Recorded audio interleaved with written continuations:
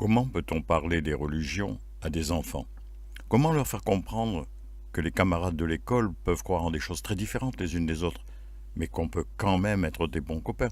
Leur faire comprendre que l'on peut croire en un Dieu des Juifs, ou un Dieu des chrétiens, ou un Dieu des musulmans, ou à autre chose, ou croire que Dieu n'existe pas, et être quand même quelqu'un de gentil, avec qui l'on peut bavarder, on peut jouer, quelqu'un à qui on peut faire confiance, avec qui on peut devenir ami. Tellement il y a de choses que l'on peut faire ensemble, tellement on se ressemble, qu'on est une petite fille, un petit garçon de 8 ans, de 10 ans, de 12 ans.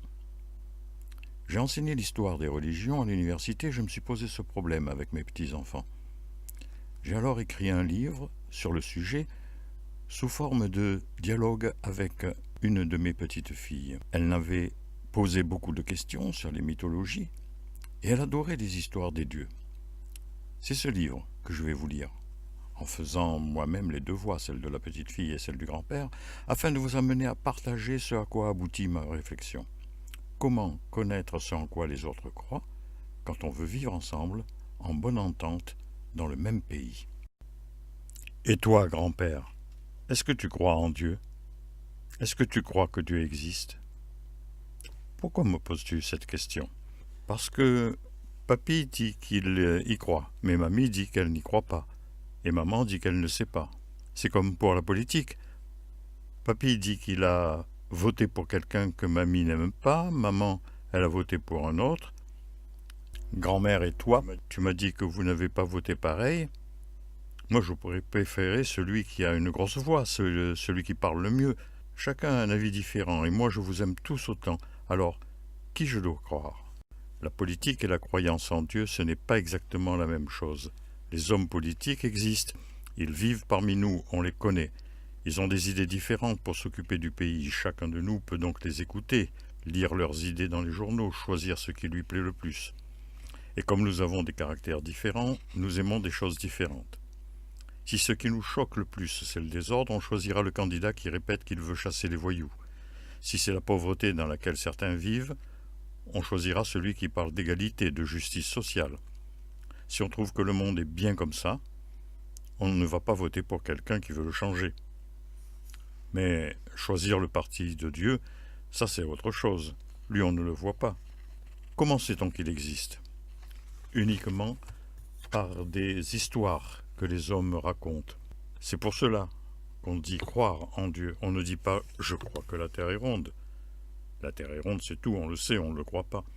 Mais Dieu est invisible, on ne peut pas prouver Dieu. Donc, ceux qui pensent qu'il existe le croient simplement. Et comme il n'y a pas de preuve qu'il existe, d'autres disent qu'ils ne le croient pas.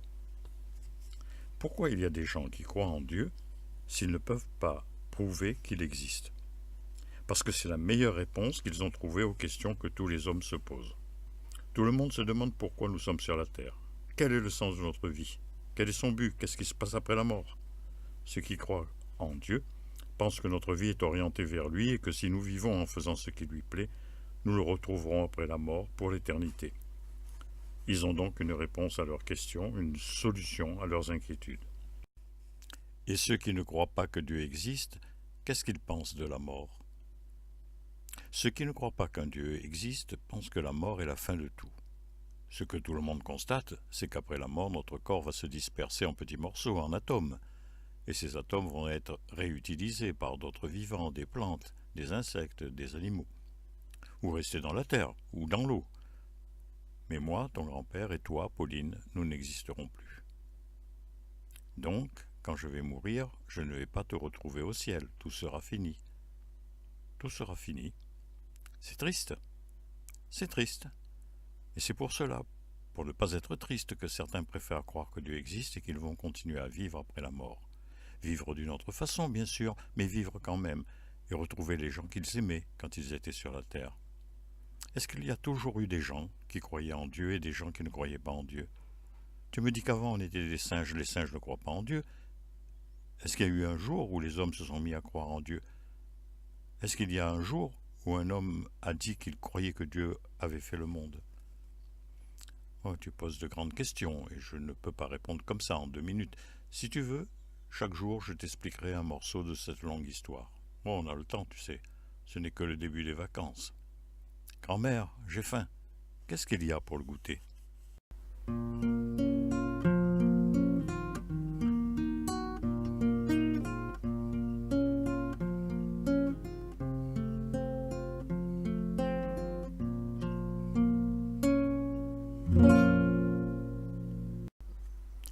Tu m'as dit qu'on t'avait parlé des hommes préhistoriques en glace. Qu'est-ce que tu sais sur eux? Ah, je sais que Homo habilis, c'était il y a 2 millions d'années à peu près. C'est le premier qui utilise les outils. Puis il y a eu Homo erectus, il y a 1 million d'années. Il maîtrise le feu, lui. L'Homo sapiens, il est arrivé après. Il donne Néandertal. Et depuis 200 000 ans, il y a les Cro-Magnons. Et nous, on est des Cro-Magnons. Néandertal, lui, a disparu. Ah, c'est bien, je vois que tu as retenu beaucoup de choses. Mais comment sait-on tout cela sur des gens qui sont morts depuis longtemps? Parce qu'on fouille dans la terre et qu'on trouve des squelettes, des silex, des outils, des armes aussi, et puis des bijoux. Alors on imagine comment ils vivaient. Tu as raison. On trouve des objets et on imagine comment ils les utilisaient. Cela fait comprendre leur vie. Mais comment savoir ce qu'ils pensaient? S'ils étaient amoureux, s'ils aimaient beaucoup leurs enfants, s'ils chantaient au coin du feu? Je ne sais pas moi. On ne peut pas savoir ce qu'ils avaient dans la tête, leurs idées. Alors, comment savoir s'ils croyaient en Dieu? Tu te souviens qu'on a parlé des questions que tout le monde se posait? Eux, est-ce qu'ils se posaient des questions? Quelles questions? Qu'est-ce que la mort? Qu'est-ce qu'on devient après la mort? Oui, ce genre de questions. Et à un moment, il y a 100 000 ans, certains humains se mettent à croire que cela continue après la mort, que l'on va rejoindre le monde des esprits invisibles. Ah oui, on a trouvé de la nourriture auprès des squelettes, et on a pensé que ça voulait dire qu'ils croyaient que les morts allaient revivre ailleurs. Ils auraient besoin de provisions, alors ils leur mettaient aussi des armes pour pouvoir se défendre, s'il le fallait, ou des bijoux pour qu'ils puissent payer leur voyage. Et d'abord, avant les objets, c'est le fait de creuser une fosse, d'enterrer les morts, qui montre que la mort a pris un sens nouveau pour nos ancêtres. Aucun animal n'enterre ses morts. Mais cela ne veut pas dire qu'ils croyaient en un Dieu qui sait tout, qui a créé le monde et tout ça. Non, bien sûr. Au début, nos ancêtres ont seulement cru qu'il y avait un monde invisible, un monde des esprits. C'est sans doute à cause des rêves. Quand nous rêvons, nous ne sommes pas vraiment nous-mêmes, notre corps ne nous gêne plus, c'est comme si nous flottions, et il nous arrive des choses extraordinaires, comme rencontrer des gens qui sont déjà morts. Et quand nous nous réveillons, nous gardons souvent l'impression que c'était vrai, que nous avons vraiment vécu ce dont nous avons rêvé. Alors il est facile de croire qu'il existe un autre monde, à côté de celui que l'on voit quand on est réveillé, un monde où le corps n'est pas une entrave, un monde d'esprit. Et d'imaginer que l'esprit de celui qui est mort s'en va dans ce monde pour rejoindre les autres esprits. Nos ancêtres mettaient donc à ses côtés des objets qu'ils pensaient lui être utiles pour le voyage et pour le séjour dans cet autre monde. Les hommes préhistoriques se sont répandus sur toute la Terre, et partout ils laissent les mêmes traces, les mêmes objets, les mêmes dessins sur les murs des grottes. On pense donc aujourd'hui que nous tous, où qu'ils soient sur la Terre, ils se sont posé des questions devant cette nature, la nature qui changeait, qui vivait, qui agissait. Il y a le jour et la nuit, le soleil, la lune, l'orage, les éclairs, le vent et les tempêtes, le chaud et le froid, les fleurs et les fruits. Comment ne pas imaginer une volonté derrière tous ces phénomènes, un esprit qui est l'origine de chacune de ces manifestations?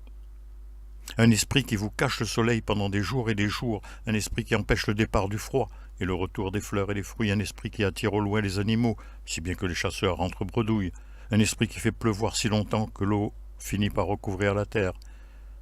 Il faut donc négocier avec ces esprits, avoir leur accord pour prendre la vie à un animal, les remercier quand ils font revenir les plantes et les fruits dont on se nourrit, les apaiser pour que la foudre, la tempête, le tremblement de terre épargnent la vie des membres du clan. Ils devaient avoir peur que le ciel leur tombe sur la tête? Peut-être. Mais tu sais, on dit cela surtout à propos des Gaulois, bien plus tard. Eux, ils devaient avoir peur de tout. Et on les comprend. Encore aujourd'hui, beaucoup de personnes ont peur de la nuit, du noir, peur de la foudre, peur des tempêtes. On peut deviner un peu ce qui se passait dans leur tête quand on voit les chimpanzés danser pour fêter le retour de la saison des pluies. Ils sont heureux de constater que la nature tourne rond, que tout a lieu comme il faut. Ils avaient eu peur que la pluie ne revienne pas? Peut-être, mais en tout cas, ils sont rassurés de la voir tomber à nouveau, ce qui fera pousser les plantes et leur donnera de la nourriture fraîche, des feuilles tendres et des fruits.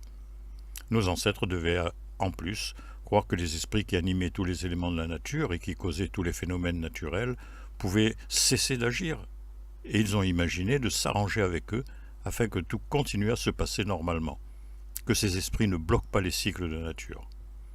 Par exemple, ils ne savaient pas comment se faisaient les enfants, alors ils s'adressaient à l'esprit qui devait s'occuper du renouvellement de la vie, celui qui faisait revenir les feuilles sur les arbres, les fruits pour se nourrir, celui qui donnait des nouveau-nés aux bêtes qu'ils chassaient, et ils lui demandaient de ne pas oublier le clan, de permettre que le clan ait des petits et continue à exister. Les hommes préhistoriques finissent par faire de cet esprit une femme, la déesse de la fécondité, qui dominera pendant des millénaires. En statuette ou peinte sur les murs des grottes sacrées, elle sera présente partout où il y a des hommes. Et on l'a pris comme maîtresse de la vie, pour protéger la fécondité des bêtes sauvages, des plantes cultivées, des troupeaux, et aussi des hommes. Quand est-ce qu'ils ont su comment se faisaient les enfants? On pense que c'est quand ils ont commencé à élever des troupeaux, il y a 12 000 ans environ. Les hommes sortent des cavernes, ils se mettent à vivre dans les maisons regroupées, ils commencent à stocker des céréales, à les cultiver. Ils commencent aussi à apprivoiser les loups, qui vont devenir les chiens. Puis entre moins 10 000 et moins 6 000, ils élèvent des chèvres, des moutons, des bœufs, des porcs.